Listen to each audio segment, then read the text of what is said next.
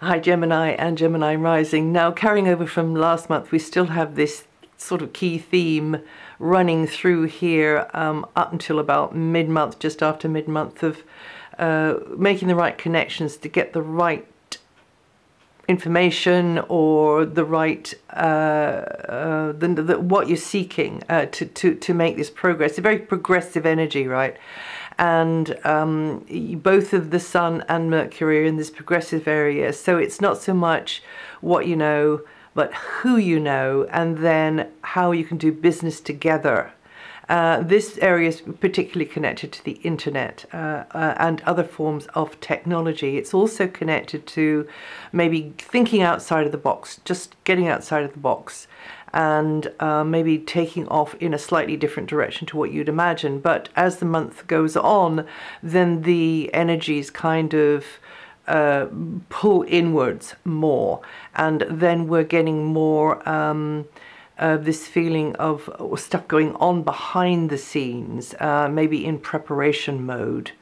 Maybe as a result of all of these connections, then you have to sort of pull in your horns a bit, or pull in and just kind of not be so readily available and out there, which is a key theme in general in your sun sign. So until the 20th, the solar energy does promote this forward moving phase. You know, you're getting the ball rolling on things, and networking would be a good idea. There is also Mercury in there, so chewing the fat in the company of others, whether these are fleeting relationships or whether these are relationships that could turn into friendships. But you could be surprised at maybe their different slant on things and where they're coming from, and maybe that is delightful to you, or maybe that is rather frustrating because you're thinking, you know, I did say that, you know, this was my criteria, and now look where we're ending up, sort of thing, or whatever it's about for you.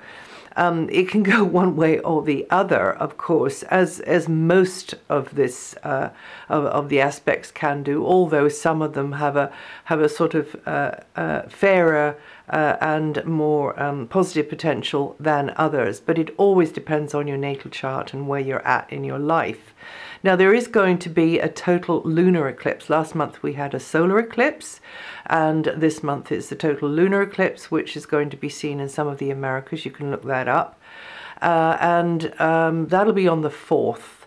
And this can be quite an important eclipse, I think, even though it isn't like a huge muscly one like with the sun. However, you don't need muscle to have a huge effect. And this is the third of 4 total eclipses. Now, if you look back to last April, you may be doing some revisiting to what was going on for you last April, because that was when the first one happened. So this is the third, and then the fourth one will be in September. And this is your chance to make improvements or to ring the changes related to any creative or speculative venture, leisure activities, performance activities maybe. Also, this area is connected to children, and any activity, anything which puts you right in the center of your power and coming from your core energy, right? So it is empowering, right? You just enjoy it. You're having fun with doing this thing. And this energy here of the lunar eclipse will, if you on the day of the eclipse do just make a statement of intent, or you take a step in the direction of how you'd like things to unfold over the coming many months, could be 6 months, then you set up that statement of intent for those months, and then the thing will start to unfurl and unpackage itself. But of course you're wanting to kind of navigate in that direction anyway. So if there's anything going on for you at the moment, then this is your chance to turn over a new leaf maybe. And this is also the area of romance as well. And it is a neutral kind of energy of change. That's how I see it. Right, okay, now another little aside here, which is important, but this is on the other video I made called April 2015 in a nutshell. However, there are moments in the first and up until maybe the first couple of days of the second week when this is a very action-orientated energy with the Sun and Mercury together. So this is for you a very future-orientated phase, and this plucking from, you know, picking other people's brains maybe, and other people connecting with you.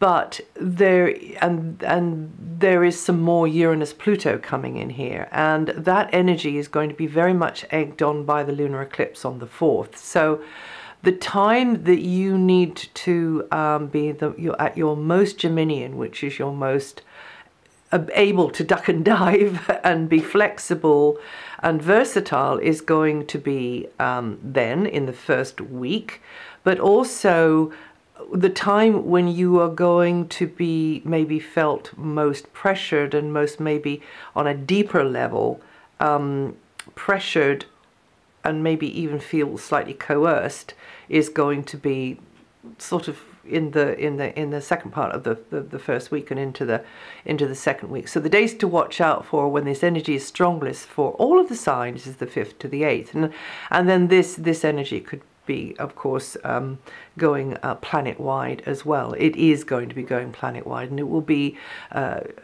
interesting to see the different reactions according to which sort of floor of the hierarchy people are in, and what is their particular axe to grind, or what is their particular perspective at the moment in this world. So there could be a lot going on then, and you need to keep your ears peeled as well for what's going on across the wider stage as well. Now then, from the 15th, your ruling planet Mercury changes position, goes into a more introspective area, inward area, where you are perhaps undecided. Or it might not be like that. It might be that you are just busy behind the scenes on something.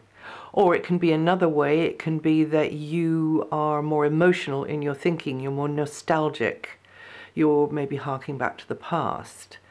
You definitely will be a little bit more sensitive during the time that Mercury is in there. But if you were doing imaginative type work, healing, spiritual work, it's a fantastic position, because you are just nearer that in your mind, nearer that subconscious that we all have, the unconscious, the dream world. So you could be having stronger dreams at this time. In fact, I would say all month you Geminians should be paying attention to your dreams, because you've got Mars in that area all month long. So Mercury goes into that area to join Mars, and it's followed hot foot by the Sun on the 20th, and Venus was already in that area with Mars as well. So all month really, even though the Sun and Mercury are in this very progressive sort of mood for kind of connecting with people and reaching out, Mars and Venus are very good at getting stuff done behind the scenes, maybe following some kind of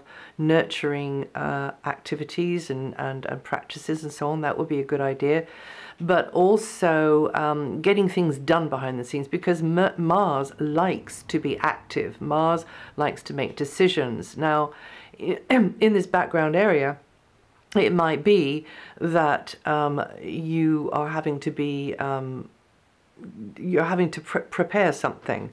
You're getting something ready, or you're doing some healing, or you are, whatever it is. But it's kind of out of range of, shall we say, the more public gaze, shall we say. It's a little bit like that.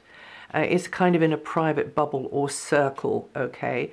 And then both Mercury on the 15th and the Sun on the 20th are joining Mars. Venus will have left though, and Venus will have gone from that area there where maybe you're not sure in your feelings about something up until the 12th. You're just not quite clear enough. But then Venus will come away from there and go into your sign, And when Venus comes into your sign on the 12th, then you will start to feel more of a certainty in your feelings, although from the intellectual point of view, maybe from practicality's point of view, you're still, you know, the jury's still out. And that will be so on into May, a little bit of May. Maybe just the first week of May, you'll be feeling like that, when Mercury then will come into your sign, and then you'll start getting the, you know, the facts, the figures, that certainty, and Venus, Venus will still be in your sign as well in early May. So that's going to be a nice sort of mix for yes, for you Geminians. So Venus comes into your sign on the 12th, and then that might be for some of you a time where you get your love life gets a boost, but it can also be a time when you can get a good deal, and because you're better at negotiating, you're more persuasive, or you can be diplomatic if needs be at this time more so. Others tend to just, there's a kind of an allure with Venus coming into one's, particularly I have to say the rising sign. It is more likely to be in the rising sign. However, it depends on where your Gemini sun sign is in your natal chart, okay?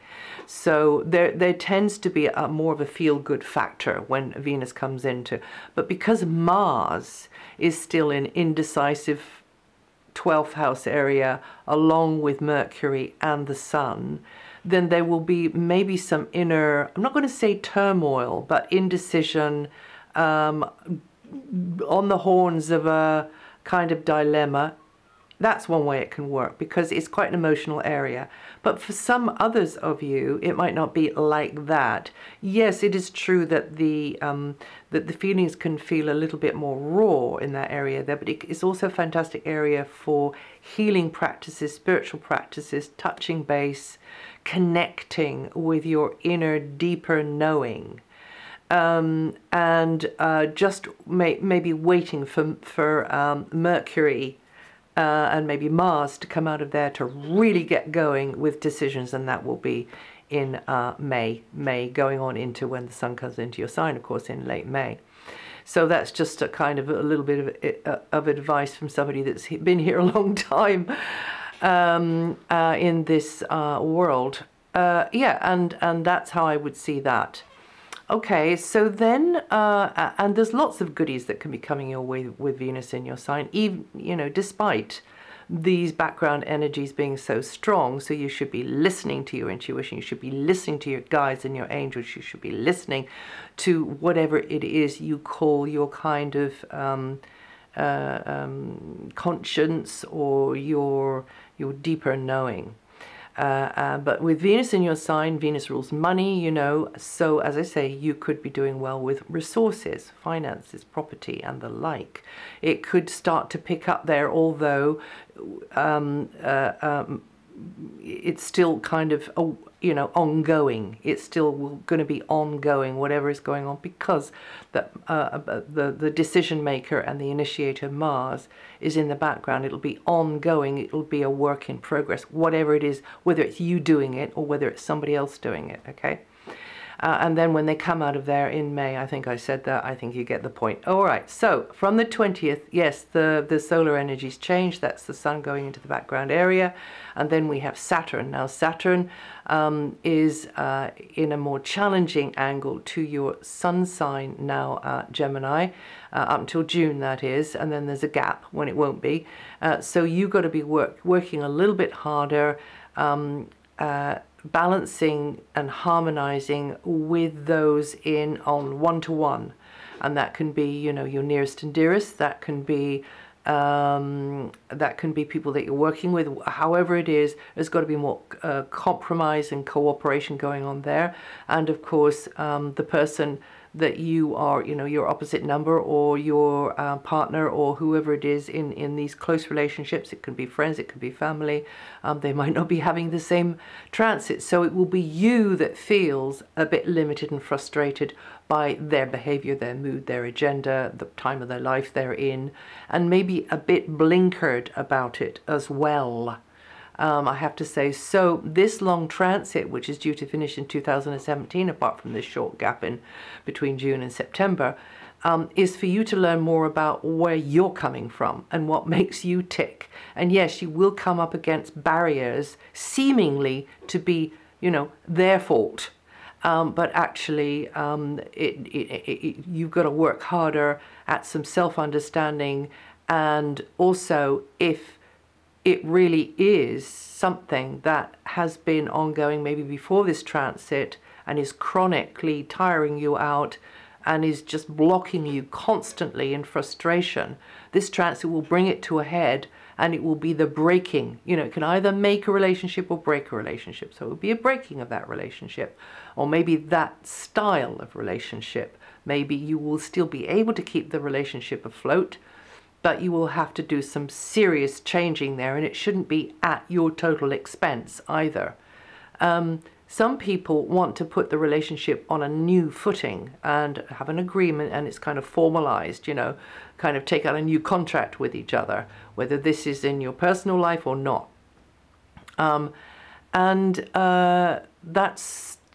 is the more you can actually be humble about your own habits and habitual way of relating, and look into yourself, then maybe the more benefit you will get out of this quite demanding and tough energy. Now, it might be that there's none of those things at all that I've just said. It might be that you haven't got anybody in the center of your life, and when this transit comes along, you will just start to feel it more.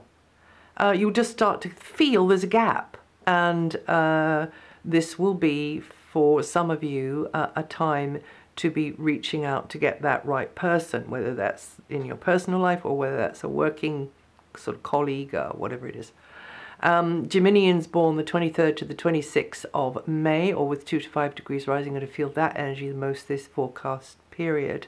And then Jupiter, the expansiveness of Jupiter up until August is in a fantastic opportunistic angle to your sun sign, and will really help boost your frame of mind until next August. Now, if you are Libra rising, Gemini,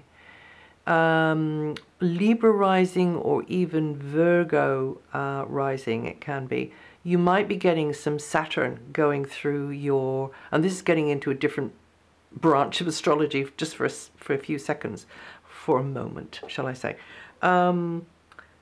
You'll be getting Saturn in the same area as Jupiter, and Saturn can make us get terribly, terribly practical and serious in the way we're thinking, and it can be a bit downbeat. But then Jupiter in your sun sign chart can really boost you and give you a buoyancy and get you thinking very, very positively. So as a matter of fact, Jupiter and Saturn together in striking a chord in the same area of your the wheel of your natal chart and your sunshine sign chart could be, once you get them kind of under control and harnessed and working together, a fantastic blend. So if you know your natal chart, you might be able to figure that out.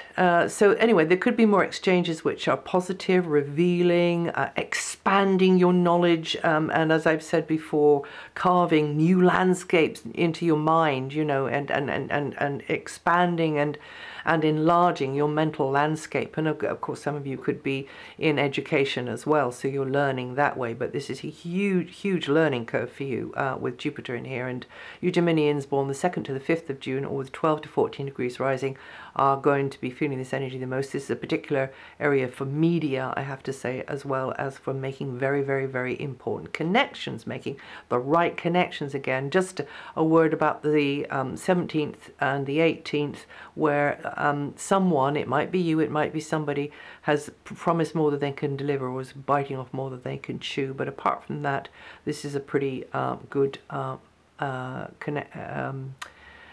connecting energy for you, and learning an awful lot through it this month. And then quickly, Neptune again, if you can manage to weave in this feeling of, I am doing this for a higher mission, or you know, I'm doing this work, this professional role that I'm playing for because it's going to be of service, or not for commercial ends, not for ego gratification either, because it just isn't going to work very well.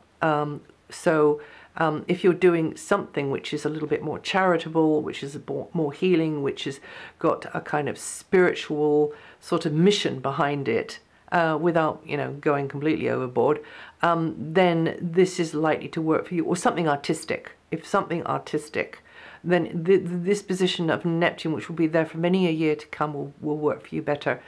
You Geminians born the 28th to the 31st of May with 7 to 10 degrees rising, are going to feel that energy the most. And that's it for April. If you know your rising sign, your moon sign, listen to those. Also, the text of the basics of this is written up on my website if you want to check up on any dates or anything. And I'll see you the next